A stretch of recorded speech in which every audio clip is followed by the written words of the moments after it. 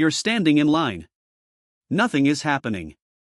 Your hand is already moving toward your pocket before you've even decided to check your phone. That twitch isn't weakness.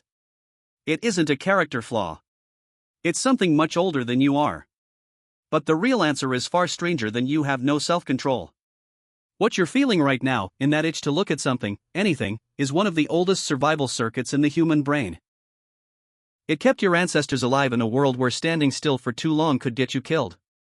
You call it boredom. Your ancestors called it a warning.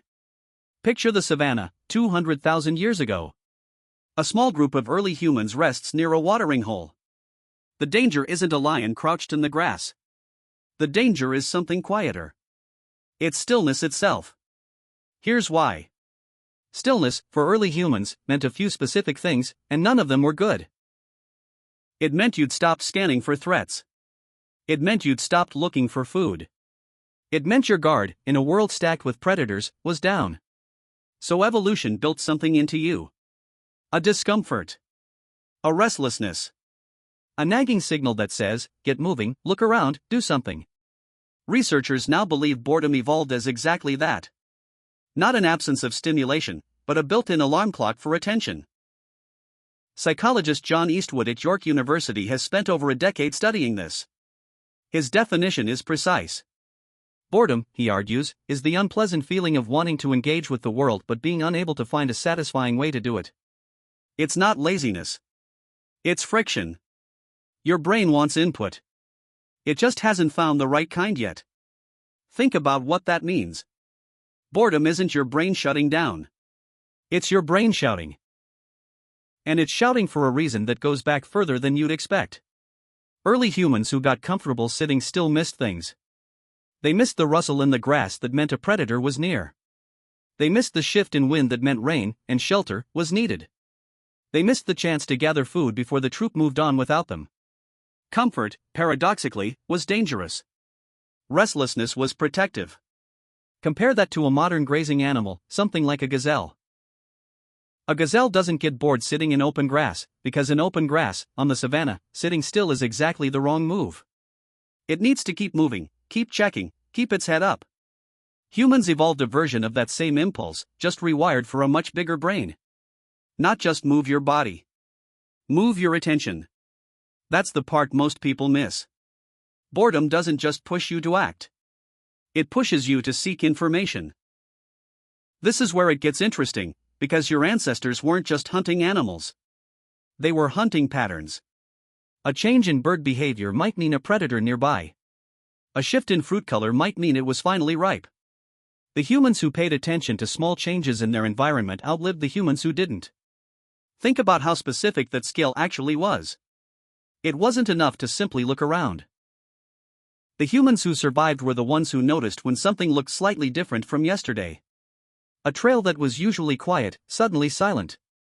A waterhole that was usually full, suddenly low. Pattern detection, at that level of detail, only happens when the brain refuses to settle into comfortable inattention. Boredom was the mechanism that kept refusing. Researcher Daniel Berline, working all the way back in the 1960s, called this drive curiosity-driven arousal.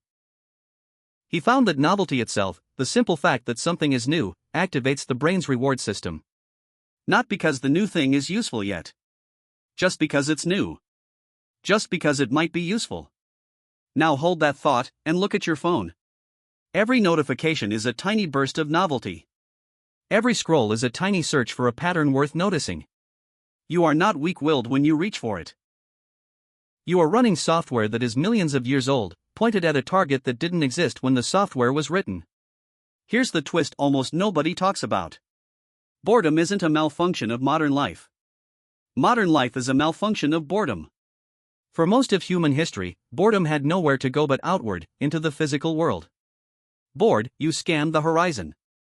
Bored, you noticed the shape of a cloud, the sound of a different bird, the texture of a new plant. Boredom forced your attention onto your actual surroundings, because your actual surroundings were the only thing available to look at. Today, the same ancient alarm goes off, but it has an exit ramp built specifically to catch it. Phones. Feeds. Endless scroll. They don't satisfy the restlessness boredom creates. They short-circuit it. You feel the itch, you reach for the device, the itch fades for 90 seconds, and then it comes back stronger, because nothing about the underlying need was actually met. Neuroscientist James Dankert, who has researched boredom for over 15 years, describes this exact trap. He found that when people are chronically understimulated by their environment, but have constant access to passive entertainment, they report higher boredom overall, not less. The brain isn't looking for stimulation. It's looking for meaningful engagement. And endless scrolling gives it neither. That's the cruel mechanism. The cure looks like the disease.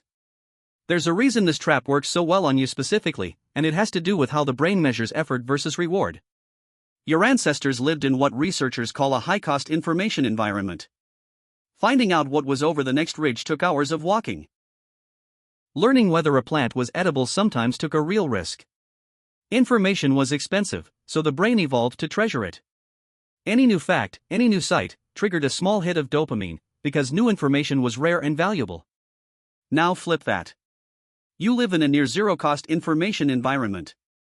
A new fact, a new face, a new tiny drama, costs you nothing but a flick of your thumb. The ancient reward circuit still fires exactly the same way it always did. It just fires constantly, for things that carry none of the weight they once did. Psychologist Mihai Csikszentmihalyi, famous for his research on focused attention states, pointed out a related problem decades before smartphones existed.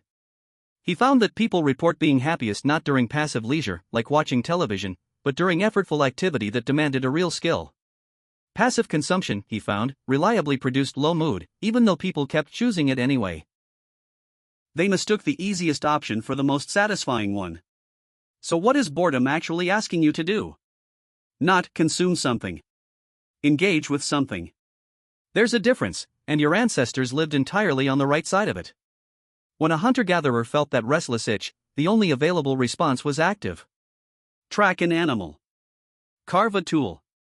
Walk to the next valley and see what's there. The itch had nowhere to go except into the world, into a task, into something that demanded actual attention and actual skill. Notice the word active there, because it's doing a lot of work. Every outlet available to a Pleistocene human required the body and the mind to move together. There was no version of boredom relief that involved sitting motionless while information poured in. The relief and the effort were the same action. That coupling, effort and relief arriving together, is exactly what's been severed in the modern world, and severing it may be the single biggest difference between your boredom and your ancestors' boredom. That's why deep boredom, the kind without an escape hatch, has been linked to some of the most original thinking humans produce.